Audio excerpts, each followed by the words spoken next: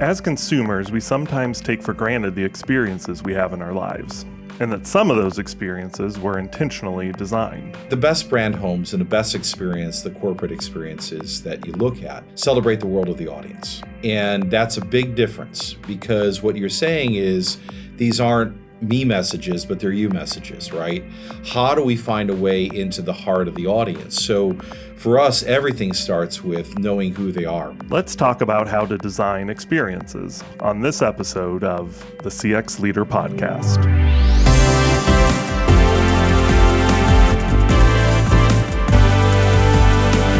The CX Leader Podcast is produced by Walker, an experience management firm that helps our clients accelerate their XM success.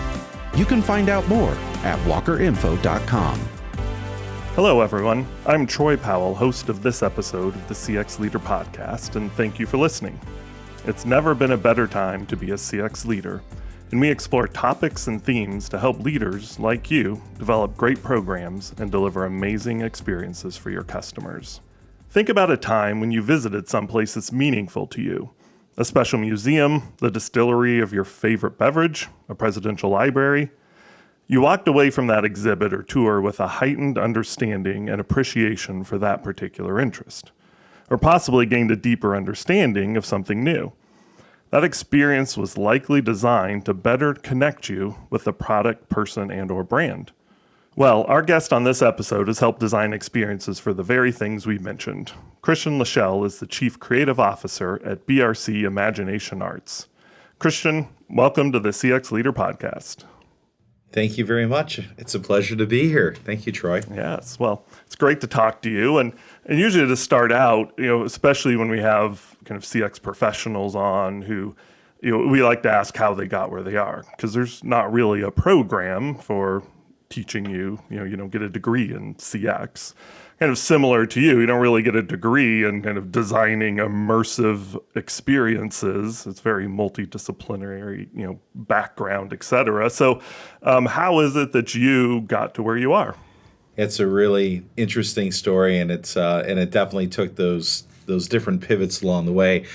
I honestly was always creative as a young person. Growing up, creativity was always kind of front and center in my life. But I made a decision after high school to go into the U.S. Navy, and I spent some time in the Navy and had some really great training experiences there. And then I had an accident that happened, and that sort of pivoted my career out of the U.S. Navy and into kind of figuring out what I was going to do. I was lucky enough to land a job working in marketing in Chicago. My father was a general contractor, was doing a lot of renovations of agencies in Chicago, these, marketing and advertising spaces, warehouses. And one of the guys who owned the agency was an ex-Navy guy. Said, I'll give you a shot, just come on in. So I got working in the art department, working with different folks. And this is back when we still had stat cameras and there were no real computers and all that kind of good stuff, the old days. But I got hooked on the idea of creativity, and that there was a career, an option to be creative and to do something with that talent and to do it in the work and service of others, right? To that service leadership that you have, that you think about. You don't do things alone it's really a team. So with that, I ended up finding a couple of mentors along the way who kind of pointed me towards Art Center ultimately. And I ended up going to Art Center College of Design, where I got a degree primarily in illustration, but my focus was really entertainment design, which was not an official program, but it was. This industry was full, being here in LA and in Hollywood, all these incredible people coming in from Walt Disney Imagineering and Universal Creative and Blizzard and, games and stories and films and, just kind of the creativity of making experiences, whether it was in a movie form, in a video game form, or in a physical form. And I just got hooked on doing the sort of physical expressions of those, and started doing we had a sponsored project with Universal Creative, which really just then solidified the deal. And I started working in the industry even while I was still in school, and I've been doing it for now 26 years and still going. Yeah, interesting. Which, that is a good tie-in, because there's the creativity, but also the storytelling piece, which I know is big in kind of what you do. Well, tell me a little bit about BRC Imagination Arts, so the company that you work with now, and kind of, why do you exist? What is it that your organization does for clients? Well, it's BRC is, we're a strategic and concept and sort of production company and agency that really focuses on creating transformative experiences. And we've been doing that for over 43 years. Many years ago, when our founder kind of started the company, he was working for Imagineering, or WED at the time, on the Epcot project. And he was working on a film that's still playing today, by the way, at the Impressions of France in the France part of Epcot. It's still, we have a Guinness Book of World Record for the longest kind of running show in a single theater. It's still playing. They still rotate through it. So, but Disney was at the time a little overwhelmed with trying to get that park in Tokyo and some other things going. So they kind of fired Bob and rehired him to create a series of shows for the world of motion with General Motors and Disney. So our start, I always say the DNA of BRC is, we're kind of born out of the world of kind of expos, with Epcot kind of being a permanent world expo, doing cultural work with different countries and different, places and people. We work with brands. Our first clients were Disney and GM, and at that time they were the largest companies kind of in the world, doing really amazing work. And then we still have this great sort of sense of storytelling and filmmaking, which is at the core and DNA of BRC. We are deep storytellers at heart. There are a lot of people, I think, who use the word story in many different ways, but there's a big difference between just a story and something that really moves and emotionally connects to an audience. And we're in the transformation business. That's what we do. We create experiences that people love, rave about, and ultimately, learn more about maybe themselves or the subject or the brand, and share that with others. And I think that that's the work that we love doing worldwide. Yeah, which is the heart of so much of what we do in business, or should be, I would say, doing in business and in CX and all of that, is how do we take people from one place to another? How do we transform how they view things, how they get work done? All of those pieces that are pretty critical to successful, long-term success, I would say, in that world. Looking through a number of the projects kind of highlighted on your website, they're all pretty fascinating and incredible brands and all of that. So what are some of your favorite, or maybe your favorite one you've done recently, and talk a little bit about it and what you all did to create that transformative experience for the participants? Yes, for sure. There's a bunch of different things that we've had the good fortune to work on, and full of gratitude for all the clients and audiences that we ultimately serve, right? We don't do this for ourselves. We do it for the smiles and the impact we can create in the world. More recently, I would say, is we worked on a very large project with Diageo over in Scotland. That work started about in 2018. We started working with Diageo on prior to all the COVID and all that, the whole shutdown of the world, it seemed like. But we started doing that work to really look at a couple of things. One, how could we shift Scottish tourism and whiskey tourism, which is a major part of the economic engine of Scotland in terms of the types of tours, golf, whiskey, great sights, wonderful hiking, culture, Scotland's got a lot going on, but whiskey's a big part of it, right? And so working with them, it was really important to also figure out not only how we can attract and sort of talk to a variety of different audiences, but new audiences. I think Scotch overall had a lot of old codes that we would sort of say, you have to kind of look like this. You have to be in a leather chair. You can only drink it after dinner. All this stuff, which honestly is nonsense.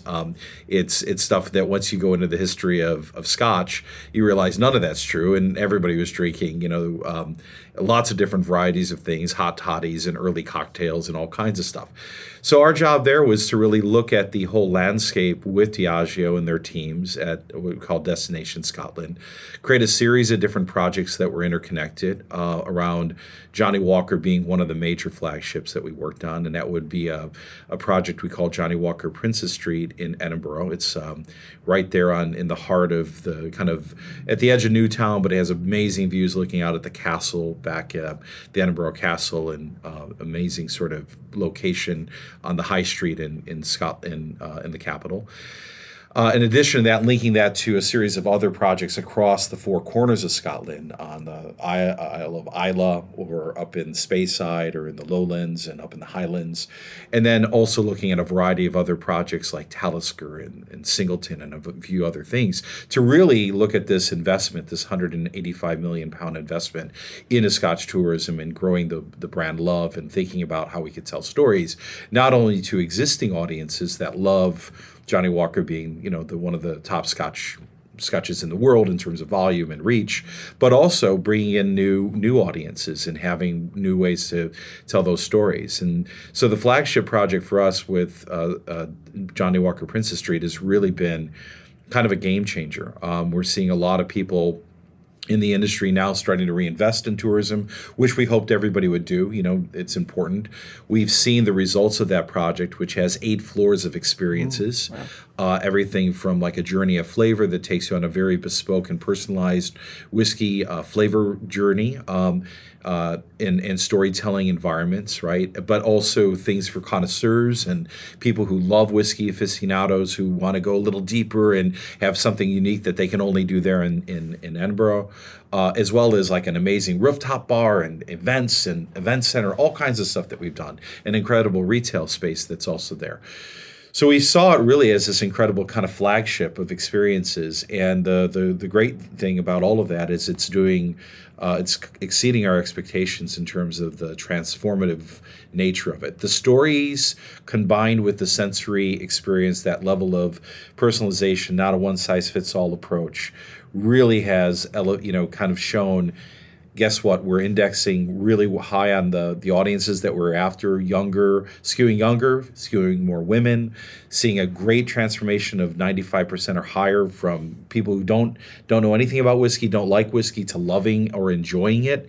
The numbers across the board have been super great, and I think the accolades around the project, it's not won a wide variety of top industry awards globally, and I think it's that recognition of saying, okay, if you do this right, you invest in it, you really understand your audience, and you design something and create an experience that's transformative and full of heart and emotion, that magical things can happen for your brand and for the visitors who visit, and those memories that you create.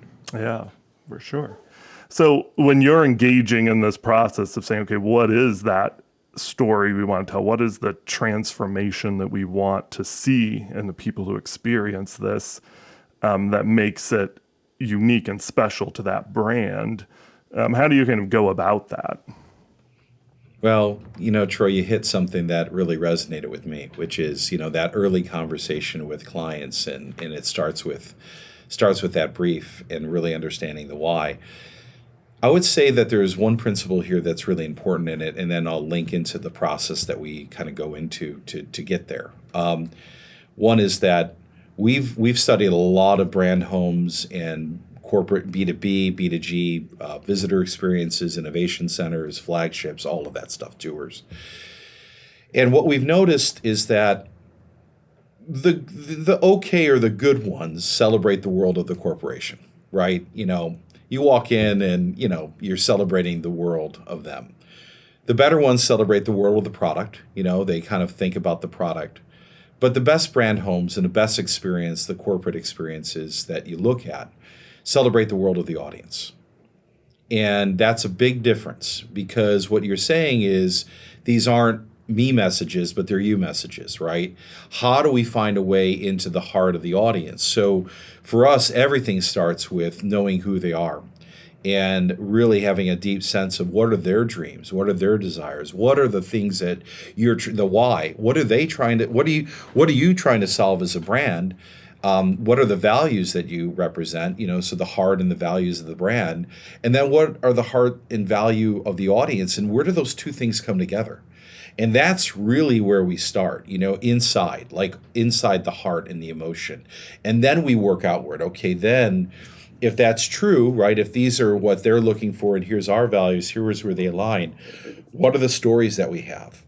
What are the real measurable differences that we're going to create, right? So not just thinking about the business outcomes and things that we can measure, the brand outcomes, but what are the community outcomes? Or is there a play here from that perspective in terms of what's important? What's important for the audience? What are the true audience takeaways that are unique to your story? And I think you hit the nail on the head. That has a unique hook, a unique perspective, or is interwoven into the deep DNA or the ethos of a brand or its stories that it owns, even if it's a new brand, so that you can really do something that's special and unique to that particular experience. Because it's so easy to fall into the generic trap and just say, oh, we're just going to do the top line. No, it takes work to go deeper. It takes work to get in under the hood and get to the heart. And I think if you do that, if you take that time of deep research and deep storytelling and figuring out really how to do that, then magical things can happen, because then you're really choreographing and creating a series of experiences that link directly to the emotional heart of the audience. And that's where we see the magic happen and the difference happen. Sometimes we're brought in to, which we can talk about a little bit, but to fix things where it doesn't take a whole lot to kind of pivot that, but it just had the wrong perspective or approach. But we find that's what really leads to the success of the projects we've been fortunate enough to work on with our clients, and ultimately the audiences that love the projects that we create. But that is the secret. Something you said early on there was a great, I think, reminder to me for sure too, is we sometimes still get stuck in that, what does the company want? How do they want to be seen? And not, even though I'm supposed to be a customer advocate, right, for that company, but I still get stuck in that and not sometimes asking that first question, which is, well, what are customers wanting from you? What is it that they're looking for from your product and service? What is it that will serve their needs and their life and their kind of ecosystem, which is something that can be easy to miss, and therefore you can miss some key learnings there. So that's a good reminder for all of us.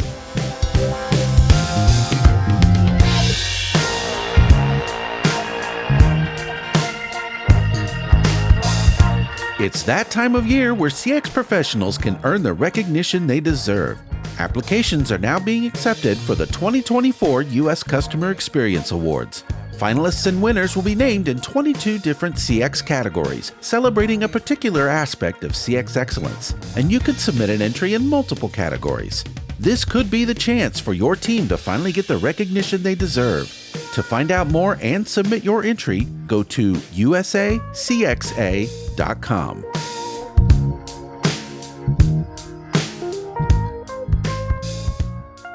You mentioned this idea of sometimes you get brought in to fix things that are broken. And I think that happens a lot in our space. It's probably honestly the biggest thing that happens is, we listen to customers. We find out that, some experience is not doing what it should be. The customers are having a horrible time with it.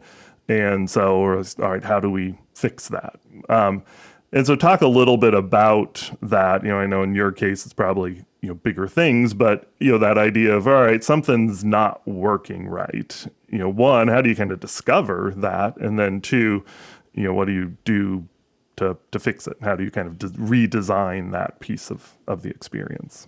It's different for every project, mm-hmm. right? It's, every one of those, cases in terms of what's potentially not working. It takes a bit of a deep study. I think part of this starts with, again, that why that you were talking about. Why?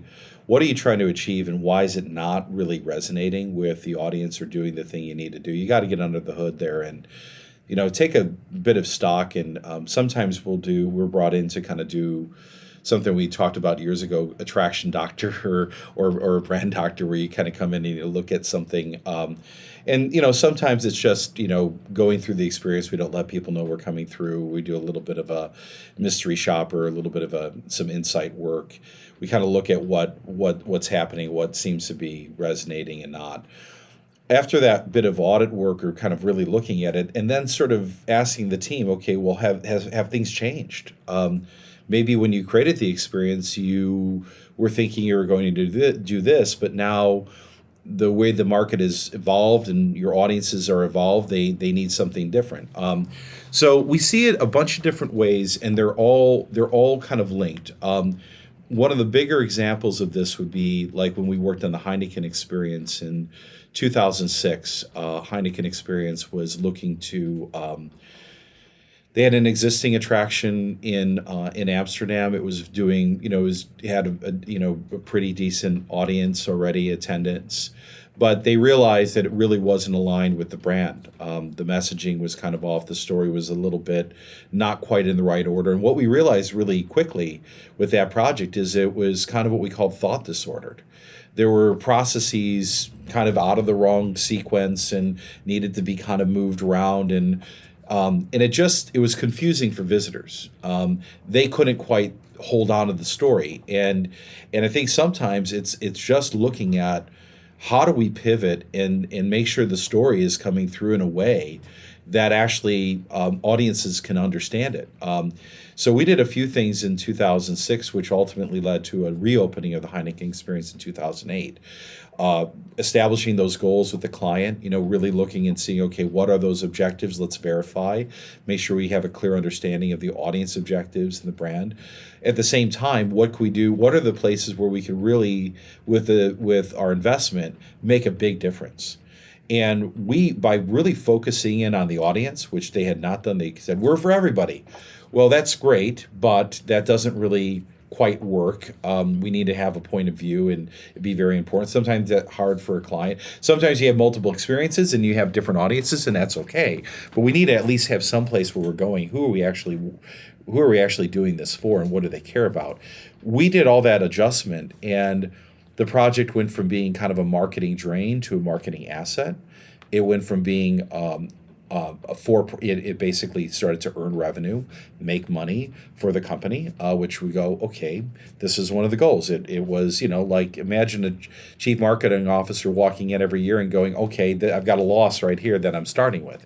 That's not a great place to be. So I think part of just fixing the story, finding the right moments of experience, making it personal for visitors, where they could also opt in and create something that is a memory. All those little things that we did in the quick wins and some of the longer, bigger strategic pieces, it completely transformed the Heineken experience, and they went from roughly just under 300,000 visitors to now 1.1 million or 1.2 million, and a very different. And now they've continued to evolve, and of course the team continues to invest. And I think that's the other thing. You have to put into the business case how you're going to reinvest. Experiences are not static, they're living, so you have to tweak. You're going to have to make some adjustments, and I think doing that kind of deep analysis work and then some strong recommendations and smart investments in the right places can make a huge difference. Mm-hmm. You can flip an entire project around if you know what you're doing. Yes, and that piece of kind of the audit work, like you were mentioning up front, of just, well, hey, sometimes we do need to step back and kind of experience it as customers are experiencing it.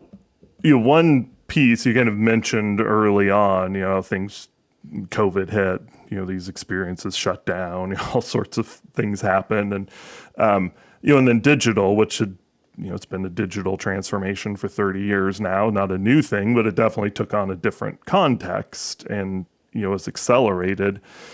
And so talk about that a little bit of how do you kind of create these more immersive, connecting, transformative experiences via digital channels and in a digital experience?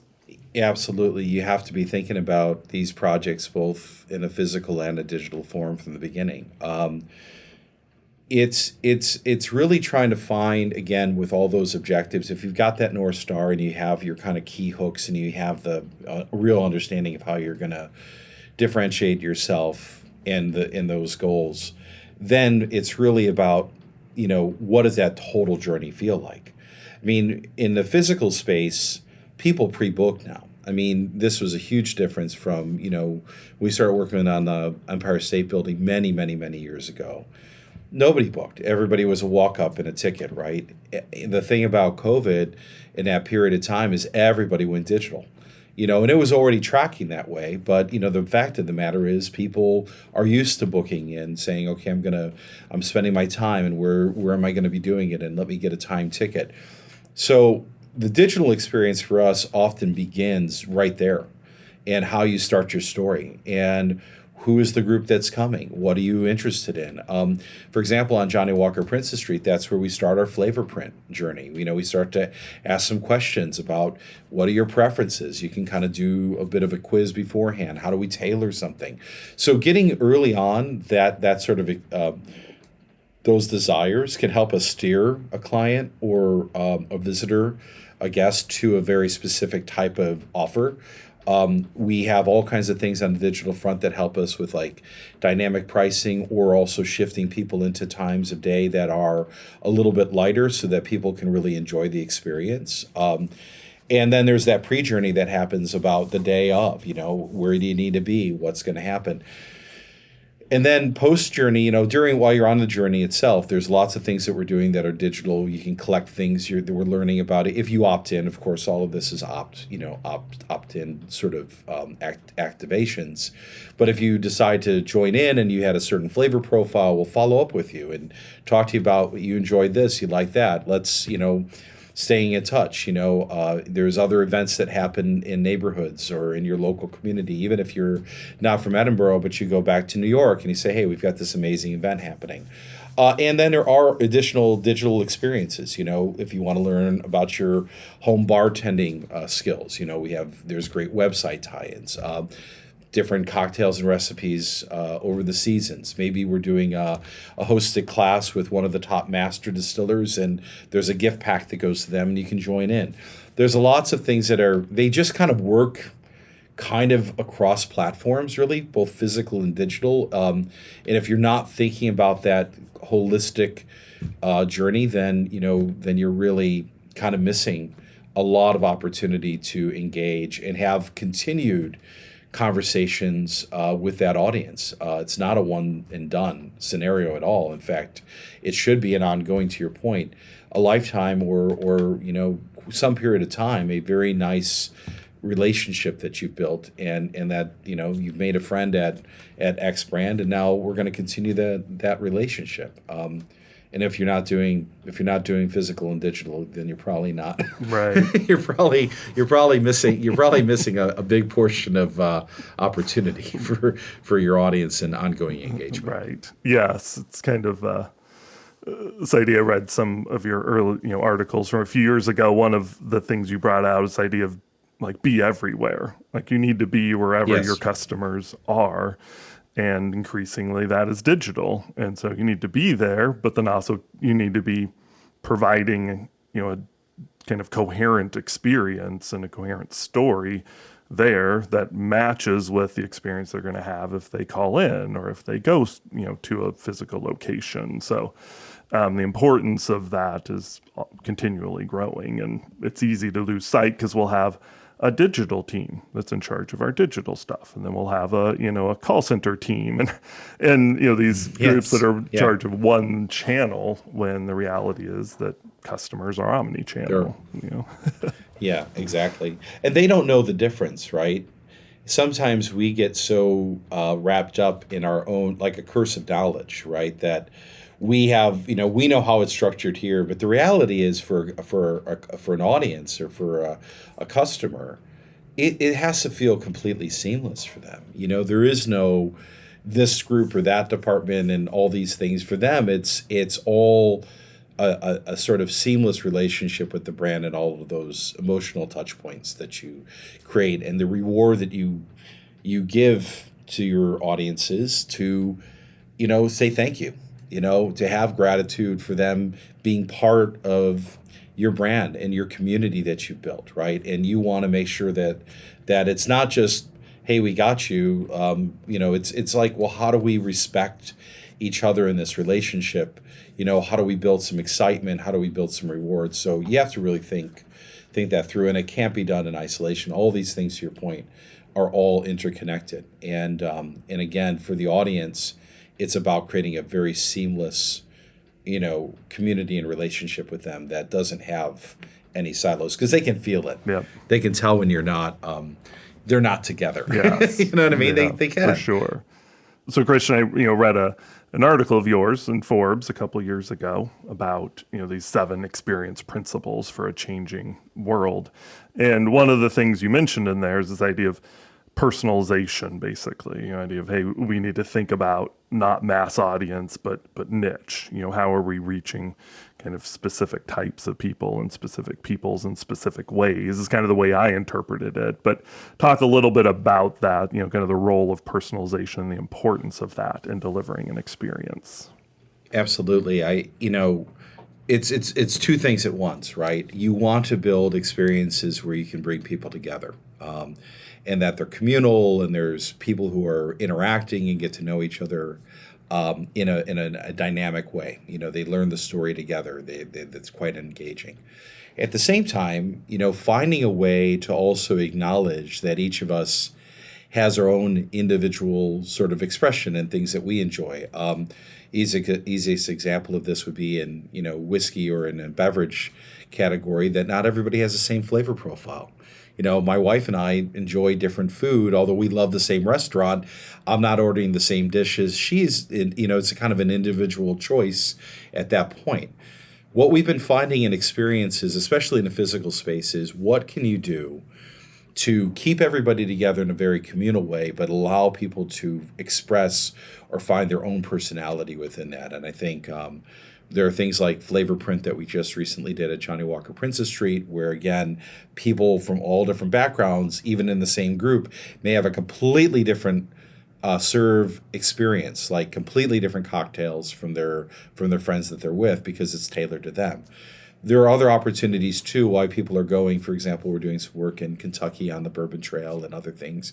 How do you create something that's unique for that location? There's a lot of product that's out there, and I always say, if you can get it at Costco, somebody's going to be on their phone and go get it at Costco, right? Or wherever it's going to be, Target, pick the place. The real trick, though, is to do something that rewards people and gives them a sense of why they made that journey, and saying to them, hey, you made this journey, you spent time with us, time well spent, right? It's important. We don't all have a whole lot of time in our lives, so we want to thank you for being here with us. And here's things that we can do together that are unique to you. Whether that's a particular special edition, whether that's something really unique that they can customize, whether that's a moment. It could even just be a photo moment that memorializes a visit. It doesn't have to be all big things, but whatever you can do to acknowledge people, give them both that collective experience, but at the same time, where it makes sense, find something incredibly personal to them that makes a difference. And that's where that purpose and heart really comes in, because when you do that, people remember it. We all remember when somebody just did a little bit more for us that day, and it made us feel really special. So I think there's a lot of opportunity there to do that across a wide range of different industries and types of experiences that we create. Okay, well, I feel like we're just getting going, but we are kind of right at the end here. So I could talk to you forever. Lots more questions to ask, but we'll have to wrap it up. And so what we tend to do here at the end is we kind of ask all of our guests to give some take-home value to our clients. So it's kind of, for a CX leader who's listening to this, what's one bit of advice that they can kind of take and go put into practice right away. So if you had to provide one piece or 2 pieces of take-home value to our listeners around this topic of experience design, what would that be? Yeah, if I had one piece of advice and we kind of give this advice to a lot of clients, even long-standing clients. We often forget about who we're doing it for. And sometimes we get wrapped up into the new product launch. We get excited about a new campaign. But my thought, again, in the gift I received early days was to really put yourself in your audience shoes and spend time with them. What are their hopes? What are their desires? What are the things that they care about? And it's good to get outside of the data sometimes and just get to know people. I would say if you run a visitor experience, you're thinking about doing something like this, spend time. Get out of the chair and go walk the floor. Spend the day being kind of a guide or a guest in your own home, even if you're a CFO or CEO. So many of these brand homes and places that we create, it's amazing for the C-suite or even just upper leadership and management to actually spend time with their audiences. They learn so much by those personal interactions. And then with that information, how can you create, it doesn't have to be a super big investment. There are all kinds of small wins every day that you can make. That could be a moment of surprise and delight, a thank you, a piece of gratitude. Thank you for showing up and visiting us today. We really appreciate you. Where are you visiting from? Let me give you something as a thank you. It goes a long way.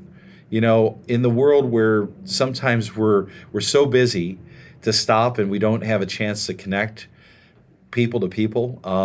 As Frank Capra, who did It's a Wonderful Life, said, the thing that interests people most is people. How can you create a human moment with your audience today? It doesn't take a whole lot. And if you do that, you'd be surprised at the delight and also the gratitude you'll get in return. Love that. Perfect. Well, Christian, thank you very much for your time. And it's definitely been an interesting conversation. And if people want to know more, they can go out and see it, BRC Imagination Arts on their website. Lots of great content there, and connect with you on LinkedIn. I'm sure you'd be okay with that if they want to chat some more. I would. So great. Perfect. Christian Lachel is the Chief Creative Officer at BRC Imagination Arts. If you want to talk about anything you heard on this podcast or about how Walker can help your business's customer experience, feel free to email us at podcast@walkerinfo.com.